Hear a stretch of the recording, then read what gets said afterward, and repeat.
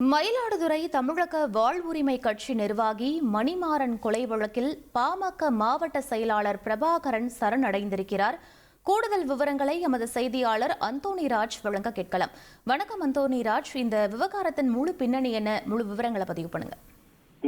காரைக்கால் மாவட்டம் திருநள்ளார் பகுதியைச் சேர்ந்த பாட்டாளி மக்கள் கட்சியின் மாவட்ட செயலாளர் தேவமணி கடந்த 2021 ஆண்டு 10ஆம் மாதம் பாத்தீங்கன்னா இரவு ஆதரவுடன் இருசக்கர வாகனத்தில் வீட்டுக்கு செல்லும் வழியில் 6 பேர் மர்ம நபர்களுடன் தேவமணி சராமரியாக வெட்டி கொலை செய்துவிட்டு தப்பி ஓடிவிட்டனர். இது குறித்து திருநள்ளார் போலீசார் படுகொலை செய்யப்பட்ட தேவமணி வீட்டின் எதிரியுள்ள இடம் தொடர்பாக தேவமணிக்கும் மணிமாறனுக்கும் முன்விரோதம் இருந்து வந்ததாகவும் இதில் ஆத்திரமடைந்த மணிமாறன் தேவமணியை கூலிப்படை மூலம் கொலை செய்தது தெரியவந்தது. இதனையடுத்து வழக்கு தொடர்புடைய முக்கிய குற்றவாளியான மணிமாறன் உட்பட 8 பேரை போலீசார் கைது செய்யப்பட்டனர். பின்னர் மணிமாறன் ஜாமீனில் வெளியில் வந்துள்ளார். இவ்வழக்கு காரைக்கால் நீதிமன்றத்தில் நடைபெற்று வருகிறது. இந்நிலையில் பாத்தீங்கன்னா கடந்த 2 தினங்களுக்கு முன்பு காரைக்கால் பாட்டாளி மக்கள் கட்சியின் முன்னாள் மாவட்ட செயலாளர் தேவமணி வழக்கில் முக்கிய குற்றவாளியான மணிமாறன் மயிலாடுதுறையில் தமிழக வாழ்வுரிமை கட்சியின் உட்கட்சி தேர்தலுக்கான வேட்பாளர் பட்டியலில் பெற்றெடுக்க சென்றிருந்தார்.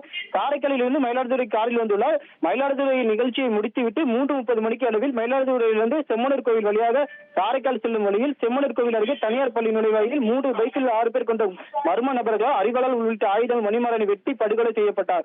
சம்பவ இடத்தில் மாவட்ட கண்காணிப்பாளர் மற்றும் துணை காவல் கண்காணிப்பாளர் நேரில் ஆய்வு செய்து இந்த சம்பவம் குறித்து விசாரணை மேற்கொண்டு வந்தனர்.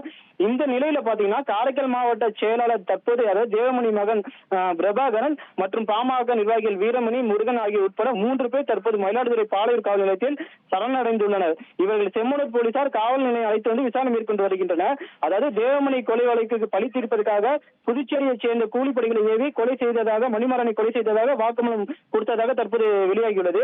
தேவமணி கொலை சம்பவத்தில் பழிக்கு பழி மணிமாறனை கொலை செய்தது காரைக்கால் மற்றும் மயிலாடுதுறை பகுதிகளில் பெரும் பரபரப்பை ஏற்படுத்தி வருகிறது. விவரங்களுக்கு நன்றி அந்தோணிராஜ். ட்ரெண்ட ஃப்ரெண்ட் ஆக்கிக்கோங்க. தந்தி டிவியின் சப்ஸ்கிரைபர்ஸ் அண்ட் ஃபாலோவர்ஸ் குடும்பத்துல நீங்களும் இணையுங்க.